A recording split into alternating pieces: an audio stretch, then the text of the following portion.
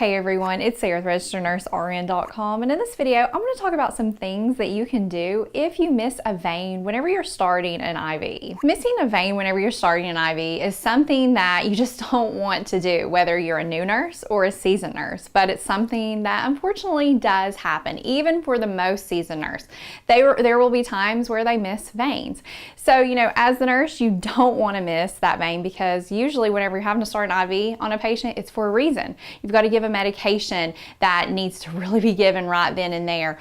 Or if you're the patient, you don't want to have to be stuck with a needle over and over. So first, whenever you do miss a vein, you want to make sure that you have a good reaction to it, because you don't want to have one of the two extremes. Like, one extreme would be that you blame the patient for why you missed the IV, like telling the patient, oh man, you have horrible veins and I couldn't get it. I don't know how anyone really gets an IV on you.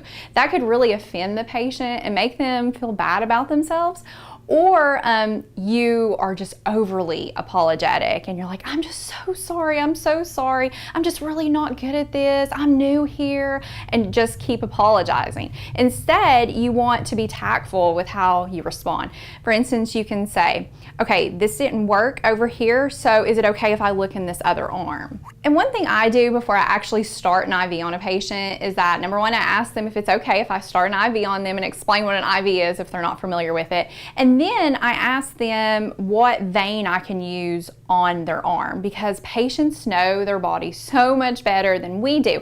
And a lot of times patients will tell me, hey, they always get an IV over here in this arm and this is where I prefer. And 9 times out of 10, I'll go there, there's an awesome vein and I'm able to stick it first try, and I'm glad I listened to the patient. And another thing to keep in mind if you do miss is to always ask the patient's permission if you can attempt to stick them again, because some patients I have found, they will actually tell you, no, I don't want any more attempts, I'm not having an IV. And then also you want to look at your hospital's protocols, because many times these protocols will dictate how much an individual nurse can attempt to stick a patient for an IV, and sometimes it's limited to 2, so you always want to be familiar with that. And the next thing is that you have to maintain confidence, especially whenever you miss after that first attempt. So, whenever you do miss after that first attempt, your confidence is already like deflating and you're thinking to yourself, oh no, I hope I really get this. Especially if you have a patient who is really putting the squeeze on you and they're saying, okay, you're not trying anymore after this. Or you have family members who are really just like, you're not sticking them anymore. And I actually have a true story about that. Whenever I first started out in nursing, had this sweet patient. She was about in her 90s, and here I am new to nursing, and at that time I wasn't that great at IVs, but I was trying. And I go into the patient's room, need to start an IV, and her son, who is a little bit older, comes up to me. He didn't even say hi or anything. He was like, you get 1 stick. I was like, okay. And I was thinking, okay, I hope I really get this. And so I go to start it, and he's like, there at the bedside, like watching me like a hawk, making sure I'm doing everything right. And guess what? I miss. And I felt about this big and just wanted to die, really. But anyways, I had to go get another nurse who was seasoned, and she came in and tried, and unfortunately she missed the first time, but she was able to talk the son into allowing her to try again, and she got it on her second attempt. So you really have to watch that, and you have to try to maintain your confidence whenever things are making you feel like, oh no, I don't know if I can get this. Another strategy you can do if you do miss that vein on that first try is you really want to investigate those arms very carefully, because the next vein you choose, you want it to be something that you know is going to work. Because unfortunately, sometimes you may not be able to find anything in the antecubital fossa, in the forearm, or on the dorsum of the hand, and you may have to go through some non-traditional routes. But sometimes whenever you have to do that, you have to get the doctor's permission in order to do that. And I have seen that done. Like, for instance, I've seen IVs up here in the chest. I've also seen them on the dorsum of the foot. One time I had a patient who was a very heavy drug user, and they had absolutely nothing in their arms. So we had to go on the top of the foot. And another thing, if you are missing veins a lot, you need to step back and ask yourself, okay, why am I missing these veins? veins. What is going wrong? And some things that can go wrong is that you're just not finding a vein to use that is actually able to hold that gauge you're using. So maybe the gauge of IV cannula you're using is way too big for the vein you selected. Also, you want to get familiar with the anatomy of the arms and where those large veins set, and be able to know how to feel for them, what they feel like. They have this springy, squishy feel to them.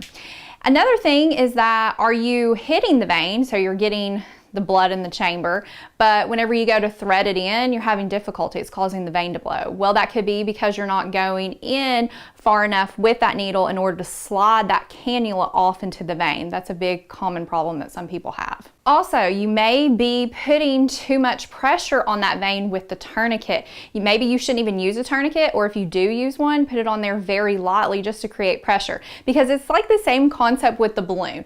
If you have that vein bulging out way too much and you take that sharp needle and hit it, all that pressure on that vein is just going to cause it to blow. But let's say the problem that you're having for why you're missing the veins is because you can't actually find the vein and get it up there so you can stick it with a needle. Well, here are some things that I suggest that you can do to help you with that. One thing is just to get familiar with how to palpate a vein. Practice feeling it. And the best person you can use is really yourself. Get a tourniquet, put it on your arm, and just feel on your arm where these veins are located and how they feel. Next is to use gravity. Gravity is your friend because it's going to help cause that blood to pull in those veins, help them pop up so you can find them. So use gravity, have the hand dangled down or the arm dangled down at the side, and apply a tourniquet as needed. And you can also have the patient pump their hand, but let's say you're going to be collecting lab values out of this IV. You want to avoid doing this because it could throw off some of the lab values that you're collecting. And then another thing you can do is, if you have access to a vein finder or a vein light, these are really cool tools that are non-invasive. You can put them on the skin and it'll help light up where that vein is located. Or you can get ultrasound to help you out with this. It really varies on what you have access to in your hospital, but I have had ultrasound for patients who are really hard to stick. They will come and they will actually ultrasound the vein, and they will actually stick the vein and get the IV. And really, another simple thing you can do is you can use heat. If you have a blanket warmer on your unit, you can get some warm blankets, put those on the arm, especially if your patient's cold. And you can even notice this on yourself. Whenever you're cold, your veins will shrink down. Or you can get one of those warm compresses and put those on the veins just to help expand those out. And it may be that your patient just literally has nothing to choose from, so they may be a candidate for a central line, but you'd want to check with the physician on that. And lastly, if you find yourself being in that situation where you're just missing veins all the time and you're never getting them, don't think that this is just a skill that you're never going to get, because this skill takes lots of practice. Unless you're one of those people who came out of nursing school just being like naturally awesome at starting IVs, most people, it takes lots of practice. And for me, whenever I was a new nurse, this took practice. And I know it can be difficult whenever you are missing all the time, and maybe a patient has said something to you which squishes your confidence even more, or maybe a coworker is giving you a hard time about it. But whatever it is, just push that out of your mind and just say, okay, I'm going to keep practicing. I'm not going to give up. Because one of the worst things you can do is just quit trying and just keep asking people to start your IVs for you, because there's going to be times when this patient needs this IV now because the IV blew, you have some fluids or antibiotics to run, you need the IV, and you go out to look for someone to help you, and it's like a ghost town, you can't find anyone, and it comes down to you. And this is really a skill set that you have to have. So what you want to do is you just want to practice. Take every opportunity you can to practice. And I know whenever you are first starting out, this skill seems so complicated because you have to first find the vein, then you have to stick the vein, and then you have to have limited amount of hands to be able to connect to the extension set, to flush it, to occlude it, to secure it down. And it seems so just difficult, but over time, when you do this over and over, you're going to get it. And before you know it, people may be coming to you to get you to start their IVs, so don't give up. Okay, so that wraps up this video. And if you'd like to watch more videos like this, you can access the link in the YouTube description below.